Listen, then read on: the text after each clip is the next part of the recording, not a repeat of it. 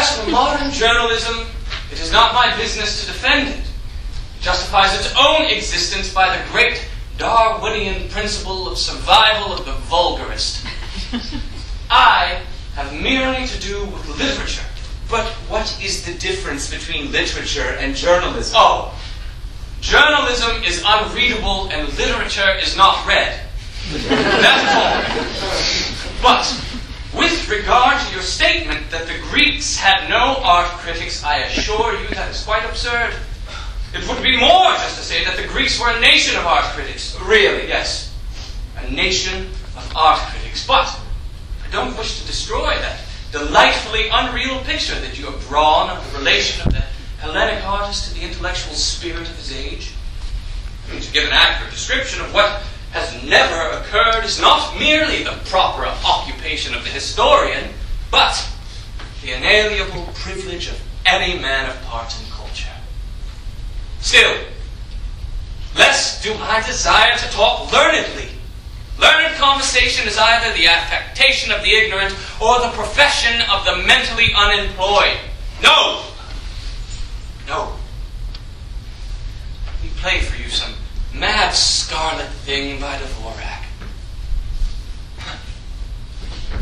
The pallid figures on the tapestry are smiling at us, and the heavy eyelids of my bronzed Narcissus are folded in sleep. Don't let us discuss anything solemnly. I am but too conscious of the fact that we are born in an age when only the dull are treated seriously, and I live in terror of not being misunderstood. Education is an admirable thing, but it is well to remember from time to time that there is nothing that is worth knowing that can be taught. Look. Through the parted curtains of the window, I see the moon like a clipped piece of silver. Like gilded beads, the stars cluster round her. The sky is a hard, hollow sapphire. Let us go out into the night. Thought is wonderful, but adventure is more wonderful still. Who knows? We may meet Prince Florizel of Bohemia, and hear the fair Cuban tell us that she is not what she seems. You are horribly willful. I insist on your discussing this matter with me. You have said the Greeks were a nation of art critics. What art criticism have they left us? My dear Ernest, even if not a single fragment of art criticism had come down to us from the Hellenic or Hellenistic days, it would be nonetheless true that the Greeks were a nation of art critics, and that they invented the criticism of art just as they invented the criticism of everything else. For after all, what is our primary debt to the Greeks? Simply the critical spirit. And that spirit which they exercised on questions of religion and science, of ethics and metaphysics, of politics and education, they exercised on questions of art also, and indeed of the two supreme and highest arts.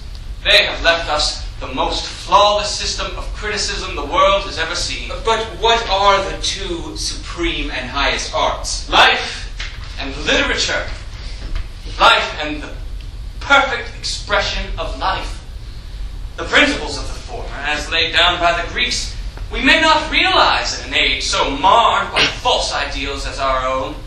The principles of the latter, as laid down by them, are in many cases so subtle that we can hardly understand them. Recognizing that the most perfect art is that which fully mirrors man in all his infinite varieties, they elaborated the criticism of language. In this they were right, as they were right in all things. Now, since the introduction of printing and the fatal development of the habit of reading amongst the middle and lower classes of this country, there has been a tendency in literature to appeal more and more to the eye and less to the ear, which is really the sense which, from the standpoint of pure art, it should seek to please, and by whose canons of pleasure it should abide always. Even the work of Mr. Potter, who is, on the whole, the most perfect master of modern prose now creating amongst us is often far more like a piece of mosaic than a passage in music, and seems here and there to lack the true rhythmical life of words and the fine freedom and richness of effect that such rhythmical life produces.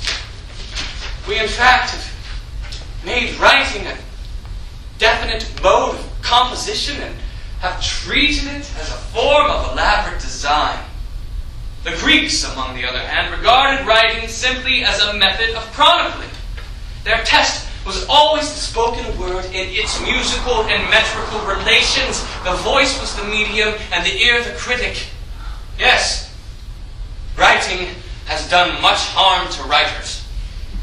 We must return to the voice.